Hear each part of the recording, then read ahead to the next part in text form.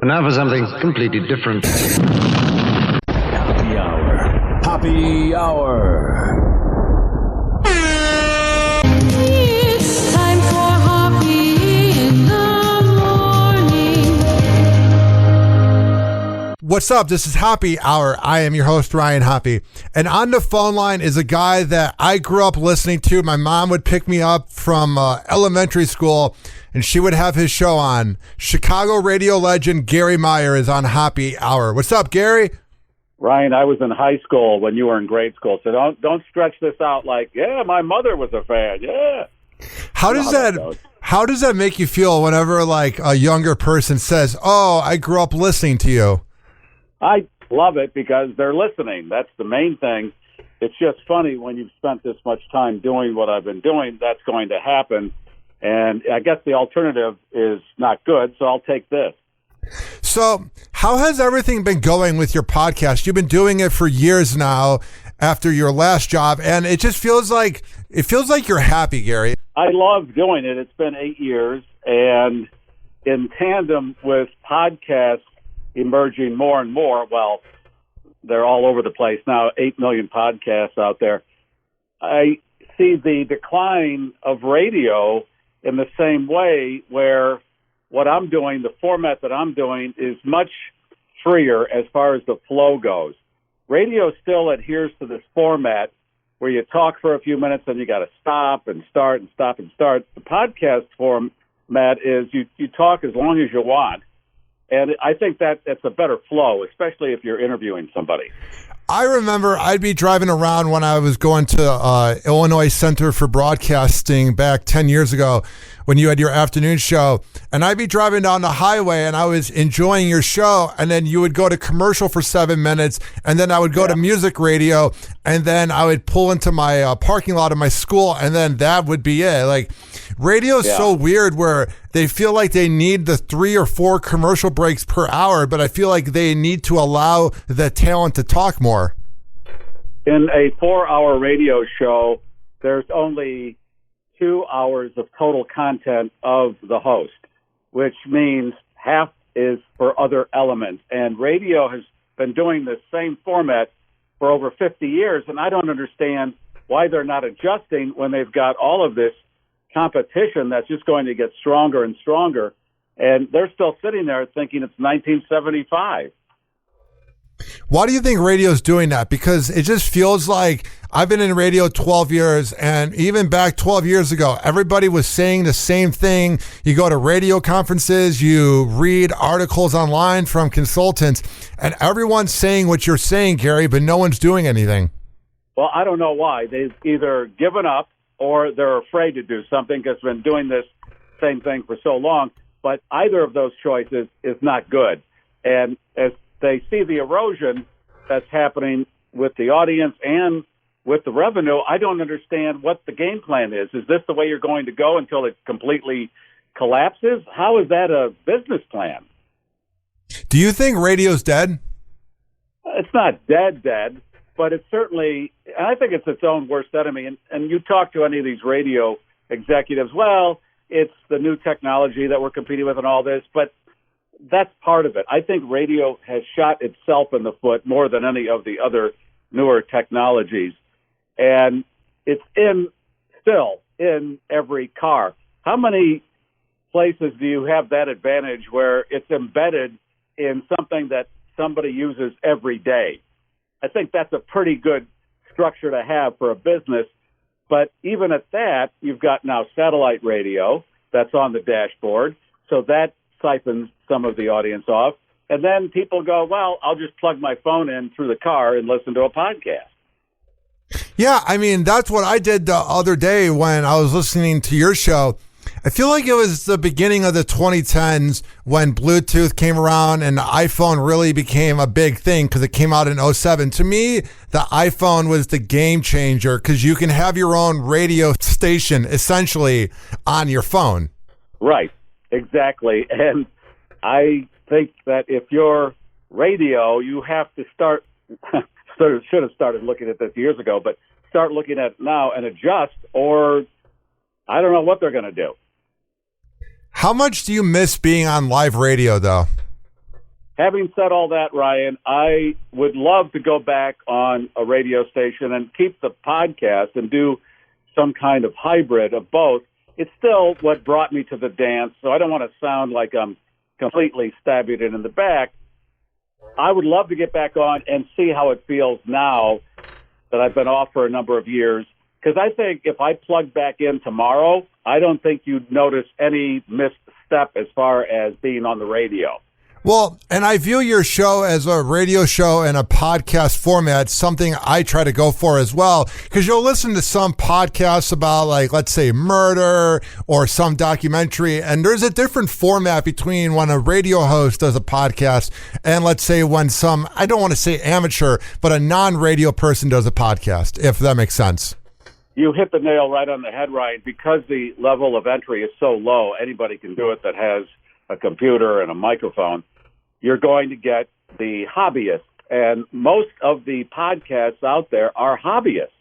And I don't think they have any intention of making any money with it, and they wouldn't, so they don't even go there. But they're in the pipeline. And now you're swimming in this very big ocean of people doing the similar format, but they're not professional broadcasters. And that's where I bring at least some skill to the podcast, because that was my whole background. And I still have that radio brain of, is this interesting? Does this move along? And am I engaging the audience? Where if you're talking about gardening tips and stuff, you don't care really. Yeah, and the other thing is, like, 75% of podcasts only have like 10 episodes, and then the people give up. Right, that's a good point too. A lot of the 7 million, 8 million are people that do it once a month, once a year, and they throw it on the internet. And you're right, they think that, well, it's just talking on a microphone. I can do that. And they, I guess, quickly realize that after a few shows, I don't have anything else to say, or this is really hard, or whatever it is that leads them to not do it anymore. One of my side hustles here in Tampa Bay, along with my radio job during the day, it's fascinating. I'll produce people's podcasts. They'll message me and say, hey, I want you to produce my podcast. And when you see somebody else who's just beginning trying to do a podcast, it really makes you realize how good you are at your job. Like, I feel like if you were to begin producing people's podcasts, I'm not saying radio people should pat themselves on the back, but it's crazy. There are some very bad podcasts out there. Ryan, life is all about discipline, and I went to 8 years of Catholic grammar school, and I thought the nuns were very harsh at the time, but then I realized you need guardrails, and you need some kind of structure. And I know we love to just do whatever the hell we want, but that's fine to a point. And radio, podcasting, radio was a disciplinary thing, and I'm glad I had all those years, because it forced me to really stay within the lines of keep it moving and get those topics out there that you think people will like, as opposed to people who didn't have that training and that doesn't compute with them. I'm sorry, thinking of commuting times now. You got me into a radio thing. Yeah. Let's go to the traffic. And they don't have to think that way. They're not disciplined in that. So they don't. That's not something that they had to think about, and so they just get on. Well, I'll just keep talking, and oh, this is interesting. I think, I don't know. It was funny when I made the post about you coming on Hoppe Hour. A lot of radio hosts like Rick Rumble in Norfolk, Virginia, and all these guys were like, man, they're the reason I'm in radio. They're the reason that I realized that I can do that edgy format. Is it crazy to think that you truly are one of the originals of like talk radio that's fun? I take that as the ultimate compliment. I'm honored to hear that, Ryan, because I was doing what my skill was. I didn't really think I had any other skills, so I was really happy and lucky to get into radio and then have it happen the way it did. And the fact that other people have emulated that is, it's really, I don't think about it when people say that like you do. I think, wow, that's pretty cool, because I don't think about it every day. But if that happened and they're doing good things with it, hey, that to me is worth whatever I did. And I think that's a good attitude that you have, because I feel like some people, if they were to find out that people were influenced by them, there's more of a negative energy, because I've seen it with people I worked with when they realize that other people are influenced by them. To me, there's two types of radio people. There's people that root for others, and then there's ones that hate on others. And I've worked with a few that hate on others, and it's like sometimes I've had to quit the job because I'm like, I cannot do this. I think that's funny you said that, because now that you have said it, it reminds me of all the years of being in radio and having seen that same scene over and over again, where guys got extremely jealous and vitriolic towards somebody because they had more success than they did. And it was just this tear down that they couldn't deal with the other person. They would just tear them down. And that energy really is something that I never subscribe to. I just don't get into that. If I do, I would keep it private, because I just think that is not something I'd want to put out there publicly. And these people don't seem to mind that they're tearing other people down. It's not my style. So when you filled in for Mancow like 5 years ago, I'll never forget it. The Robert Feeder article was like, he's radio's second banana or whatever. And I thought that was such a weird article for him to say. What's your relationship like with Mancow? Mancow and I get along very well. And that article, I never saw that article. There's this weird dynamic with certain people who reported on the media in Chicago, and they decided they were going to find punching bags, and that was the official punching bag, and it would always remain that. Whatever you did, it didn't matter. They were going to take a shot at it. And here's the way I looked at that. The fact that people still talk about me in the media or whatever, no matter what, means I'm still top of mind. I don't care what they say. And I've been talking about this lately on my show. The two richest radio people ever are Howard Stern and Rush Limbaugh. And it was reported that both of those guys had as many people listening to them that hated them as liked them. And that's what propelled them to their riches. The people that hated them listened more than the people that liked them, they found out.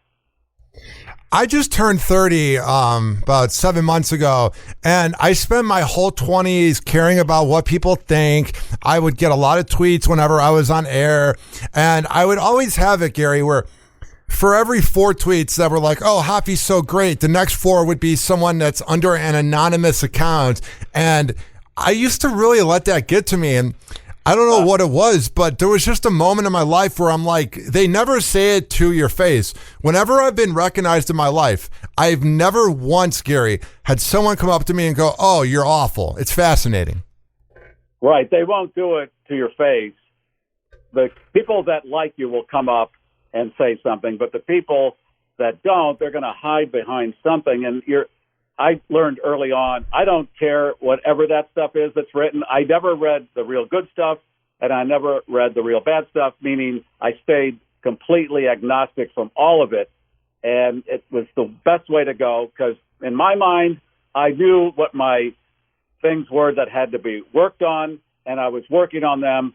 And outside of that, there's nothing else I can do. I'm trying to do the best performance I can do every time I do whatever I do. It's not like I go in there and go, boy, I hope I have a crappy show today. And if people want to take shots, I look at it, I turn that around. Like I said, I make it in my head, well, they must know me because they're talking about me. One thing I want to ask you that's non-radio is you've been in Chicago a long time, and you were on the radio in the 70s, 80s, 90s. I mean, even through the 2020s. What I'm saying is you've seen a lot of Chicago. What was the difference between current day Chicago and, let's say, the prime of it in the 70s through maybe 2004? What was old Chicago like? It's funny. That's a coincidental kind of comment, too, because I was looking at some stuff on the net today, and somebody posted a picture of Rush Street in the 1940s. And I was trying to figure out where in Rush Street that those buildings are all gone that was in the picture. And then I remembered how great Rush Street was in its heyday when it was a little gritty and nightclubs and bars and greasy spoons, and now it's all sanitized. Now, having said that, I'm looking at this and going, what the hell has happened to this city over the last 10 or 15 years? All you hear coming out of it is crime, and things are just falling apart, and da-da-da. And I didn't grow up with that. It seemed like it was going in a good direction. It was a great city, and now it seems to have lost some of its direction, and I don't know how they're going to find it back. And maybe some of this is exaggerated, but I got to tell you, you never heard about people driving cars through storefronts on Michigan Avenue and all the things you're hearing in the last 10 years. That you did not hear before, and I'm sure a lot of big cities are having the same problem. I just don't, that's not the city I grew up in. Let me put it that way. I noticed a change in the city. I would say, okay, so I moved out of Arlington Heights, Illinois in 2014 and moved to Cleveland and then Tampa. So I left about 10 years ago, and I visited maybe every 2 or 3 years for a morning show boot camp to see family. Mm-hmm. And I went in 2023 in August for my 30th birthday, and there's just this edge. I went to the Virgin Hotel and I got a few drinks and I walked around, and it was like around 12 o'clock at night, which really isn't like that late to be kind of a young person and to be out and about. And right. there was just this energy, Gary, where I was like, I want to go back to the suburbs. Like, I don't know what it was, but I didn't feel safe. And I've been out and about in Chicago in my 20s, and I would want to be out until 3 or 4. And it was like there was something where I felt really safe once I got to the suburbs. There wasn't really any crime happening in front of me per se, but there's just this energy. I don't know if COVID changed it or if it's the politics or the crime, but man, every time I visit Chicago, it's not what I used to know. All of that is part of the equation, why it is what it is today. And that's what I'm hearing from everybody I talk to that lives in the city. I just don't feel safe. I was visiting some people that lived on the near west side, and I wanted to walk somewhere. It was only about 9, 10 o'clock at night, and they said, well, just kind of keep an eye out. I said, for what? Well, things happen in this neighborhood now, and this had never happened before. And I've known these people for 30 years. And I'm thinking, what? This is not right. I don't know how you can live in that atmosphere and pay the taxes you pay and go about your day and think, well, this is all fine. It's not. And you have to start moving in a direction that says we're going to get this under control. Instead, it seems like it's just keeping in the other direction of staying out of control. Or staying out of control, period. There's this energy, too. I'm noticing everyone's moving out of Illinois. And I don't even know if that's a good or bad thing, but like all my mom's friends that are all retired now are moving to Tennessee, North Carolina. Yeah. I left 10 years ago to go to Florida. And it's funny, like, it feels like everyone loves Chicago. They love the food here in Tampa Bay. There's places that are dedicated to Chicago. Everyone loves the idea of Chicago, but I don't know if anyone truly loves Chicago in 2024. I totally agree. And what is happening is the states that have no state income tax, like Florida and Tennessee, and those states in the South are absorbing a lot of people who don't like the tax structure of Illinois, are tired of the weather and all those other elements, and then you throw some crime on top of it that's not going in the right direction, and that's it. Then the exodus is really on, and that's what they're seeing. And I don't know how the politicians can't see it and why they aren't really getting into solving some of these problems. It almost feels like, I don't know, like, the mayor, I don't know his name, if it's like Brandon, the current mayor. Johnson. Yeah, Brandon Johnson. The current mayor says like, oh, these criminals are just teenagers that mean well or whatever. I'm like, it doesn't matter if you're 16 years old or 40. If you take a life or break into a house or beat up a grandma, you're committing a crime. It feels like there's this lack of accountability for crime that I just don't remember growing up. I never grew up in the city, but I watch the news every night, and I don't remember this attitude of like almost defending the criminals. When I was growing up, there were some really, really scary gangs in Chicago. And you knew the neighborhoods that they operated in, and you stayed out of those neighborhoods. Yeah. That was, and I'm not saying that was good, but it seemed to be where you knew where you were safe and where you weren't. Yes. Now there's nowhere that you can go, this is absolutely safe. That's gone. And you're right about the mayor giving these people a pass that do this nonsense. He's calling these events where you get 300 kids together and they start breaking windows and punching people. He calls them, or the media is calling it a teen takeover, like it's sponsored by some radio station. And one of the times that happened, one of the newspapers said these people seem like young Al Capones, and I said, well, that speaks badly of Al Capone. Al Capone wouldn't have been this sloppy. You know, that says something poorly. Don't even compare them to Al Capone. Al Capone was organized. Yeah, it's funny how, like, I remember 15 years ago, I hated Rahm Emanuel. I just thought he was awful. I didn't like his attitude. Yeah. And then I didn't like Lori Lightfoot. And then I'm like, how is it possible that the current mayor makes Rahm Emanuel look amazing? Because I never would have thought. Because I remember, I believe it was summer of 2011, there was all that crime every single night. It was like record-breaking news on like WGN. I'd be watching WGN TV and they were like, oh, 100 people were shot this weekend or something like that. And there was a website that you could see how much crime was going on. And now I feel like Chicago's numb to it. I feel like 15 years ago, there was a shock of how much crime was going on. And I'm not in Illinois anymore, so I can't speak for it, but it just feels like people are so numb to it. Yeah, I guess you get used to it, which is frightening. And as you get used to it, it's going to keep going. And I don't know what the plan is, but there's enough blame to go around. You can go from Brandon Johnson to Lori Lightfoot and Rahm, and then you can go to Mayor Daley and accuse him of doing some bad stuff too, which is selling the parking meters. That was a bad deal. Selling the Skyway, privatizing that. And those deals are on Daley. So that some of this blame goes way back. In St. Petersburg, Florida, to park for 8 hours is, I believe, $20 maximum. Some places you can maybe even get it for $15. I parked for 2 hours in downtown Chicago back in August, and I paid like $70. I couldn't believe it. I don't understand how the people that are in charge don't get how that is not going to work in the city's favor. That just prevents people from coming down. They'll just use any excuse, and these are valid excuses, for not going into the city. One thing I want to ask you, because the thing I'm jealous about your generation when it comes to living in Chicago is I wasn't alive for the 85 Bears. And growing up in the 90s and 2000s, everybody talked about the 85 Bears. And the first year I watched the Bears, believe it or not, was when they went to the Super Bowl 17, 18 years ago. And I'm thinking, this is what it's going to be like every year. And they have sucked since then. How special was it in 85 when the Bears won?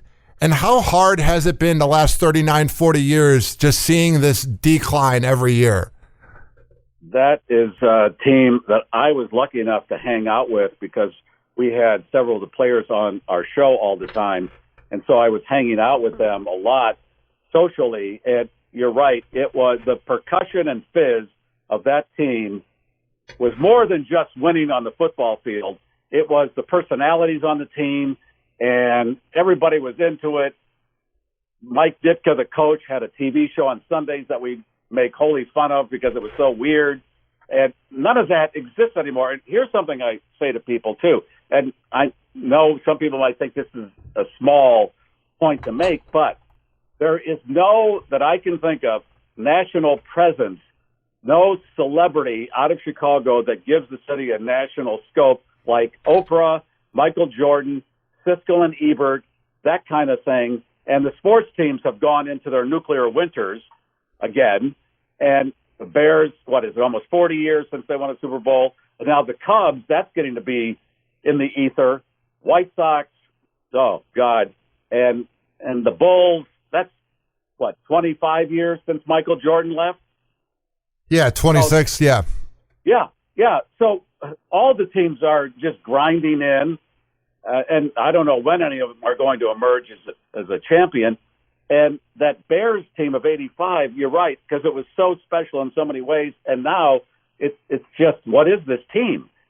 It's just looking for a new stadium, as opposed to, why don't you put a team on the field that wins, getting a new quarterback every 2 or 3 years, a new coach every 2 or 3 years. It's just this wheel of futility that they're on. So here's something I want to ask you too. So LeBron James was he currently is really big into social media. He'll post things. He'll sit in a king's throne. And a lot of the Gen Z kids, because I'm a millennial, I was born in 93, so I remember enough of Jordan, and I'm a Jordan and Kobe fan. I'm not the biggest LeBron fan. I respect him, but I'm not the biggest fan. But a lot of these Facebook posts I see from these Gen Z kids, they don't realize how great Jordan was, and they see how great LeBron is at playing. But you've obviously seen both players play. What made Jordan so much better than LeBron? Because it's an utter fact that Jordan's better than LeBron. Well, I referred to that era of the Bulls as the Black Beatles, because wherever they went in the country, they were superstars. It wasn't just Chicago. It was around the country, and Jordan was just the new era of basketball playing, and that's why he became the superstar. And these guys that are coming up now, yeah, they're as good, but Jordan, I think, reset. And I know there were superstars before him, but this was different. This was different in a lot of ways, I think, because it was more of an event where you had more media attention than you did before that, the era of the 60s and 70s, whatever those superstars were. But this was different. This had a different feel to it. And I don't really follow basketball that much anymore, but I can't explain it entirely. But it was one of those moments in time where, wow, what's this? And now we're 25 years past it with the Bulls, 26 years, and they're still looking for that next superstar. That's how rare it is. Well, they sort of had it with Derrick Rose. He won MVP, but man, I'll never forget it.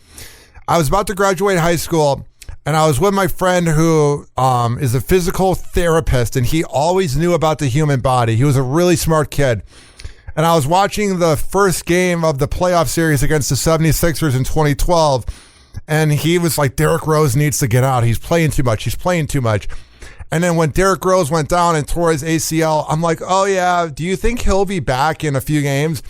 And I'll never forget, my friend who's a really smart dude was like, he will never be the same. He just tore his ACL. And my friend knew just by the way he fell and the way he was walking that he tore his ACL. And to me, there was a little bit of Chicago sports fandom that died that day, because there was a lot of hope with Derrick Rose. There was so much excitement. He almost beat the Heat in 2011. He was winning 55 games a year for the Bulls. To me, there was something that happened to the city culturally when Derrick Rose went down, because to me, that was like the pride and joy. Yeah, well, Derrick Rose wasn't Michael Jordan. Yeah, I know. Michael Jordan was built like a racehorse, and that was part of it too. And that was a moment in time, like Halley's Comet, or do you say Haley's Comet, where it comes around once every whatever amount of time, like the eclipse that's coming. I don't know when you're going to air this, but on April 8th, we're going to see that, and then that won't be around for 20 more years. These are just cyclical things that you can't, in the sports world, really predict. Some people, they say, are going to be superstars, and then it just never happens. And then somebody comes out and becomes a superstar that wasn't quite pegged. You don't know. Now, whenever I interview radio hosts on my podcast, I'll ask them, do you want to make it into the Radio Hall of Fame? But I'm actually speaking to a Radio Hall of Fame member. What was it like being inducted into the Radio Hall of Fame? Well, again, that was an honor that I still to this day can't comprehend. That was never my goal, Ryan, to go on radio and then get into the Radio Hall of Fame. I didn't even know if they had a Hall of Fame when I started. That was never something I thought about. And I just did the work that I liked doing, and it happened that I ended up in the Hall of Fame. That is quite the honor, because that's not a real huge group. So I am totally total respect goes that way in my head when I think about it. I just can't believe it. And I just grew up on the south side of Chicago thinking, I'll get into radio maybe. I will. Okay. And I did. And then all this happened. It wasn't a planned thing necessarily. It just started to happen. Would you say it's sort of an icing on the cake kind of feeling? I would think so. Yeah. I think it validates that, well, no matter what anybody said that might not have liked you, it seemed to work for a number of people. And you go with the masses. You're always going to have detractors. And you just want the people that like it to be more than the people that don't, although I just kind of contradicted myself with the mention of Howard Stern and Rush Limbaugh. But those are rarities, too. Those are people that have gone into this orbit that is very rare. I remember when you first launched your podcast 8 years ago, you had Howard on the show. What was that like to talk to him? I had seen and talked to Howard a couple times before that, before I put him on my first podcast, and then we went out to dinner a few years ago. Howard and I, we are in a very similar mindset because we both came up through the radio ranks at the same time, and he's in the Radio Hall of Fame too, and obviously, unless somebody doesn't know who he is, because I am always, as you may know from listening to my show, patrolling the use of the word obviously. People throw obviously around all the time, and a lot of times it's not obvious. Yeah. Yeah, you hear that all the time. Well, obviously, and I'm thinking, well, then no, that's not obvious. But anyway, Howard has become this huge star and was on radio and then went to satellite, and I think he deserves all of the success he has.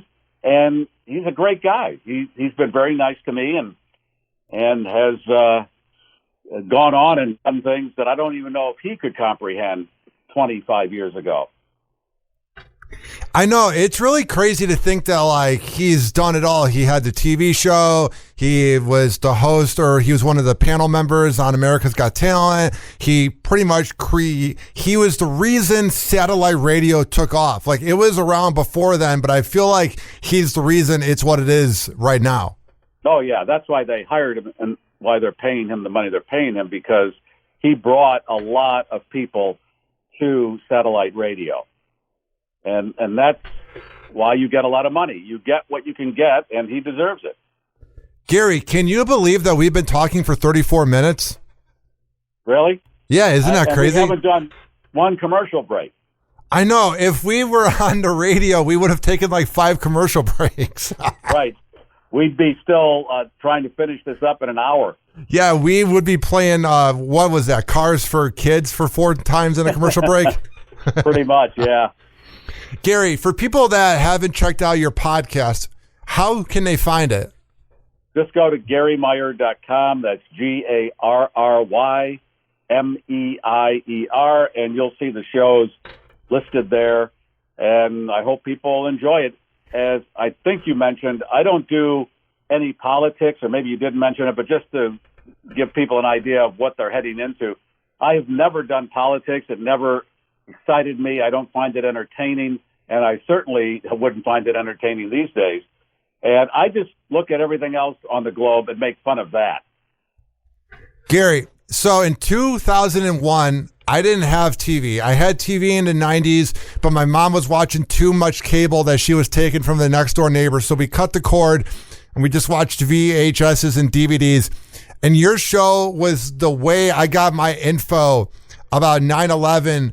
And your show was the reason why I got into radio. It went from your show to Eddie and Jobo, Mancow, Brandmeier. All you guys are the reason I'm doing what I'm doing. So I cannot thank you enough for coming on my show and keep up the good work, as your current podcast sounds a lot better than a lot of shows in radio currently. Well, thank you, Ryan. I really appreciate it, and I'm glad to see that you found something that you really enjoy doing. Garry, keep up the good work. It's been a lot of fun having you on the show. Thanks, Ryan. All right, thank you, Garry. All right. All right, goodbye. And that was the one and only Garry Meier as he called into Hoppe Hour. Now, if this is your first time hearing my voice, hi, my name's Ryan Hoppe, and I've worked in radio for 12 years. I was influenced by Garry Meier, Mancow, Eddie and Jobo, Drex, Brandmeier. So pretty much go to every single major platform that has a podcast. I have two versions. I have the version where I do interviews with radio hosts and comedians, and I have my talk show that's a little similar to Mancow's Morning Madhouse and Eddie and Jobo growing up in Chicago. So go to every single major platform that has a podcast and search up Hoppe Radio, HLPPE Radio, to listen to Hoppe Hour. Hoppe Hour. And like that, he's gone. Happy in the